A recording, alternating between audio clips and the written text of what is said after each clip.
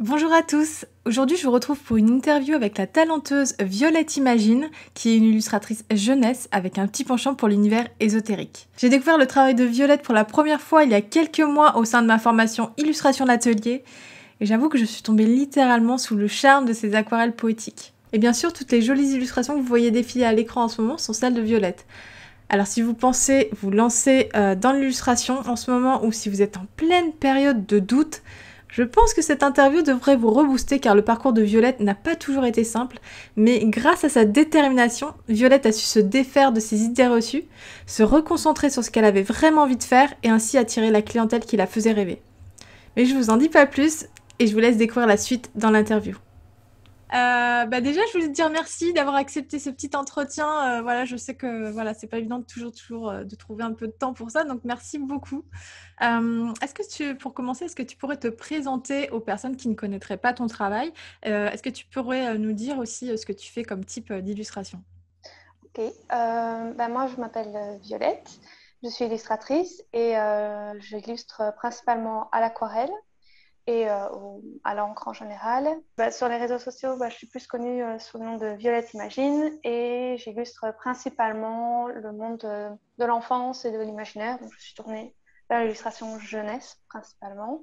Vous pourrez aller voir ce que fait Violette. C'est magnifique ce qu'elle fait, donc je vous invite vraiment à aller découvrir son travail. Est-ce que tu peux... j'ai cru comprendre que tu avais eu des nouveaux contrats, dont un qui correspond à un projet de tes rêves. Donc, est-ce que tu peux nous parler un petit peu de tes nouveaux contrats? Alors, dans mes nouveaux contrats que j'ai eus dernièrement, c'était principalement des contrats d'édition. Pour une partie, c'était des manuels scolaires où je devais illustrer des exercices, mais également des poèmes ou des contes. Donc ça a été vraiment mes derniers mois, ça a été que ça. Entre-temps aussi, j'ai ouvert ma boutique en automne qui a plutôt bien fonctionné. Donc, j'avais continué jusqu'à Noël où je proposais des impressions, des stickers et des affiches. Et ensuite, j'ai fermé après, mais je compte réouvrir prochainement pour la fin du mois. Et sinon, j'ai eu beaucoup de clients particuliers qui sont venus pour des commandes personnalisées. Que ça s'est super bien passé. Je sais bien que souvent les devis et ce genre de choses, ça fait peur, mais dans mon cas, ça s'est bien passé. Les échanges étaient vraiment super. Donc, pour ça, je suis vraiment contente. Ensuite, en fait, entre-temps, entre ton mail de la semaine passée, il y a encore eu euh, un autre événement qui s'est passé Cool. professionnellement. Donc, j'ai signé récemment un contrat d'édition pour un projet qui me plaît vraiment beaucoup. C'est juste que je ne sais pas si je peux encore déjà en parler. Donc, pour l'instant, voilà, ça n'a pas été officiellement dit, mais c'est vraiment un projet plus adulte cette fois-ci, mais qui me tenait vraiment à cœur. Et entre-temps, j'ai eu un autre contact et c'est en train d'être officiel cette semaine ou dans les semaines à venir. Donc là, voilà, je suis vraiment... cette semaine, je suis un peu comme un feu d'artifice. J'ai l'impression qu'il y a tout qui me tombe dessus. Euh, et là, ce serait aussi de l'édition pour vraiment un gros projet parce que ça pourra me prendre certainement plusieurs années si ça fonctionne bien. Donc voilà. Mais malheureusement, je peux pas encore en parler. C'est Waouh! frustrant. En tout cas, je suis hyper contente pour toi. Félicitations pour tous ces projets, c'est vraiment génial. Euh, Waouh! Ok, maintenant on va revenir un tout petit peu en arrière pour comprendre un petit peu. Est-ce que tu peux nous parler un petit peu de ta situation avant de te lancer dans la formation illustration d'atelier? Comment tu te sentais? À quel type de problème tu t'étais confrontée? Quel doute tu pouvais avoir? Euh, J'en avais vraiment beaucoup des doutes à ce moment-là. Et pour être tout à fait honnête, il y a un an, pile maintenant, j'étais prête à laisser tomber l'illustration en fait. J'étais prête à me reconvertir. J'avais cherché des formations dans d'autres domaines. Et, euh, et oui, à cette période-ci, il y a un an, j'ai vraiment failli laisser tomber parce que je trouvais que c'était dur comme métier, qu'on avait du mal dans la prospection, moi, je n'avais pratiquement jamais de réponse. et j'avais du mal à faire voir mon travail et même à avoir confiance de le montrer. Donc c'est ça qui me posait beaucoup de problèmes, c'est mon problème de communiquer, de prospecter et de mettre en valeur mon travail pour qu'il soit vu par des personnes qui seraient intéressées par ce que je fais. Et aussi, je crois qu'à ce moment-là, je me cherchais encore un peu au niveau de la clientèle. Je ne savais pas trop vers où je voulais aller. Même si j'ai une illustration fort jeunesse, je me disais, ah oui, mais peut-être que je devrais dessiner plus pour des faire-part ou des choses comme ça. Mais en fait, ou des portraits, ce que j'ai tenté aussi. Mais des portraits, comment dire, pas réaliste du tout, parce que je ne dessine pas réaliste, pas comme toi, mais je veux dire, ça ne fonctionnait pas, en tout cas pas. Moi, vu que je n'y ai pas mis assez de ma personne, ça n'a pas fonctionné. Mais donc voilà, c'était un peu dans cet état-là que j'étais. Un peu paumée, voilà. Paumée. Ok, Mais mais voilà. justement, je pense que beaucoup d'illustrateurs en devenir sont un petit peu comme ça. Ils savent pas trop dans quelle direction aller. Ils n'ont pas vraiment de cadre. Il y a tellement de possibilités que du coup, ça peut Oui, être compliqué parfois de se cadrer un peu tout simplement. Et du coup, ils peuvent avoir peur de montrer leur travail, peur de se mettre en avant, peur, enfin, un manque de confiance tout simplement, et surtout peur de se lancer dans l'illustration et de tout simplement se planter. Mais du coup, toi, tu avais tous ces doutes-là et pourtant, tu as réussi à les affronter et à aller de l'avant. oui. Donc, est-ce que tu peux nous parler un petit peu de ça et nous dire aussi comment tu as entendu parler de moi pour la première fois et de la formation illustration d'atelier? Par rapport à ta formation, en fait, je crois que ça fait 3 4 ans que je suis ton travail au moins et que j'étais déjà sur ton blog et tout ça. Quand j'avais des doutes, j'allais voir tes articles, ce genre de choses. Et j'étais impatiente d'ailleurs de la découvrir parce que comme tu en parlais, comme tu l'expliquais, ça me donnait vraiment envie de la faire. Je me suis dit, allez, si je ne réussis pas après ça, je ne réussirai jamais. Mais, et voilà. Mais du coup, j'ai tenu bon parce que je suis quand même têtue et en fait, je n'aime rien faire. Enfin, le dessin, c'est vraiment ce que j'aime le faire le plus. Et je me dis, ça aurait été dommage de laisser tomber autant d'années de galère juste comme ça. Donc voilà, je voulais au moins encore tenter une dernière aventure. Waouh!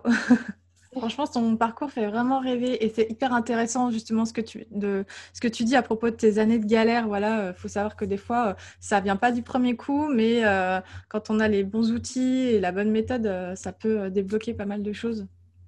Ah oui, oui, Euh, moi j'ai un parcours un peu chaotique, hein, d'accord. Donc vraiment, si vous voulez un exemple de la lenteur, c'est moi pour ça.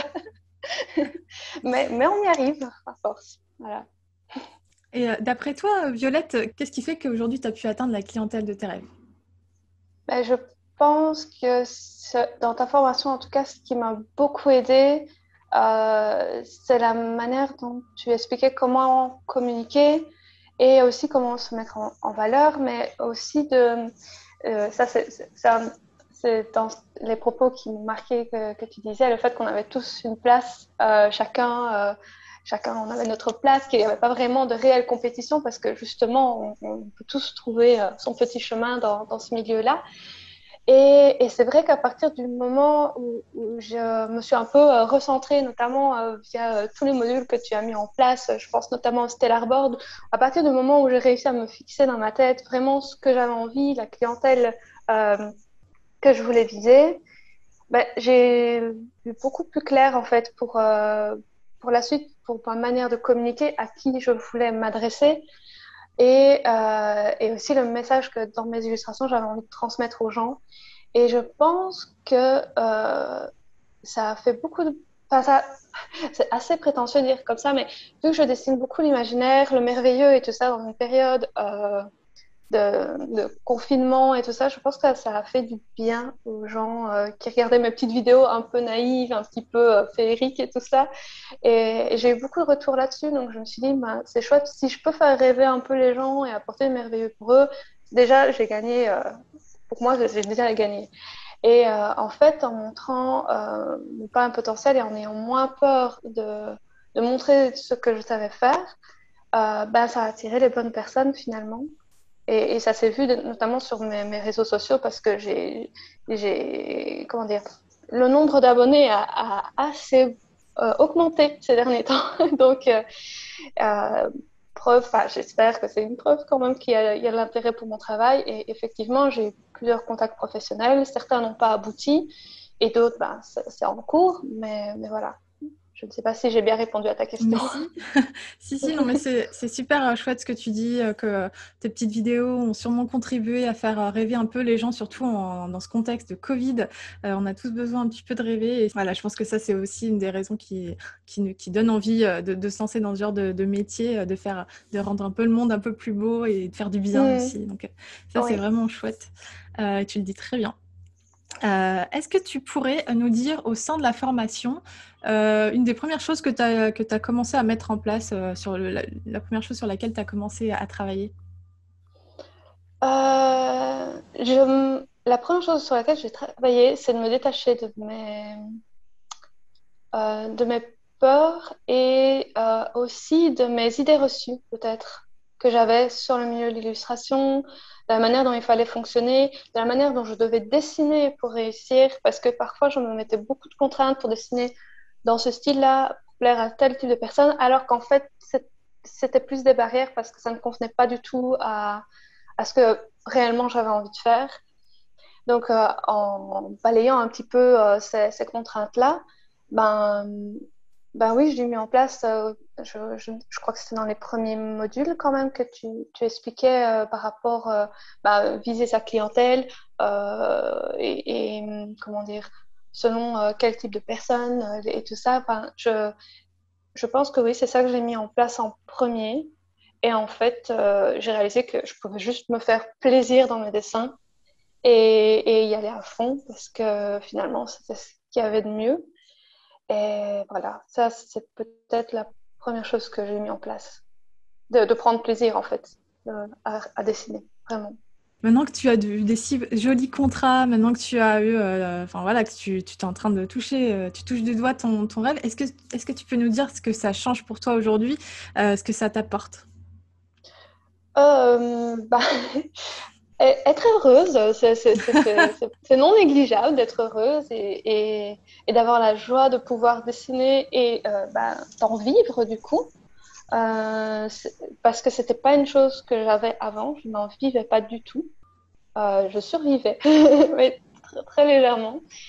Et du coup, oui, de pouvoir vivre de l'illustration et d'avoir la joie de pouvoir dessiner de chouettes projets, ça a changé quand même beaucoup. Mon moral, ça a beaucoup changé mon moral, en fait. C'est quand même quelque chose d'assez magique. Et j'ai l'impression aussi que ça a apporté un peu de confiance en moi parce que, comme beaucoup, je pense qu'on est beaucoup dans ce cas-là que d'avoir j'ai la chance quand même d'avoir des proches qui ont confiance en moi et qui m'ont toujours poussé à y aller. Mais ça permet aussi de faire face aux personnes qui ne croient pas en nous dans notre entourage, qui ont pu nous dire il ne serait pas temps quand même que tu changes de milieu. Hein, tu ne gagnes pas ta vie. Oui, voilà. Donc oui, ça permet aussi d'avoir un bon mur, une bonne carapace pour faire face à tout ça. Et rien que de pouvoir dire, je vis de l'illustration, j'ai des contrats, c'est un bonheur incommensurable. Voilà. Non, mais c'est clair, j'adore ton idée de la carapace et du coup, ça donne des arguments pour contrer un petit peu les gens, ce genre de personnes un peu négatives autour de nous qui ne Oui, croient pas. Voilà, il y a tellement d'idées reçues sur l'illustration, sur les métiers créatifs en général et c'est bien de pouvoir un petit peu leur dire, regarde, regarde ce que j'ai fait, c'est quoi. ça. Ça, c'est C'est chouette. ça, exactement. C'est vrai que ça fait plaisir. Waouh, franchement, c'est vraiment génial. C'était hyper intéressant tout ce que tu as pu nous dire. Je suis persuadée que ça va inspirer plein d'illustrateurs en devenir. Donc, merci pour tout ça. Avec plaisir. Avant de terminer ce petit entretien, est-ce que tu aurais quelque chose à nous annoncer? Qu'est-ce qui est à venir dans tes actualités prochainement? Prochainement, ce qu'il y a de plus proche, ce sera la réouverture de ma boutique, où je vais proposer encore une fois des illustrations et des impressions Peut-être quelques ventes d'originaux, comme j'avais pu déjà le faire, et des stickers et des affiches. Voilà, moi, je reste sur des petites collections parce que vu que je travaille à côté assez beaucoup, je ne sais pas me faire des grandes collections et faire des mois et des mois d'ouverture de boutique. Donc, chaque fois, c'est des tout petits, mais voilà, j'espère que c'est de qualité et que les gens apprécient. Ah, mais oui, c'est de qualité, ça c'est sûr. Et même une petite collection, je suis sûre qu'elle va rencontrer beaucoup de succès. Donc, de toute façon, vous pourrez retrouver les infos de la boutique de Violette dans la description. Donc, encore une fois, Violette, enfin, félicitations pour tous tes contrats. C'était vraiment très inspirant d'entendre tout ça. Ça redonne. Je suis sûre que ça va redonner la patate à plein de gens de t'entendre. Moi, Moi, j'espère.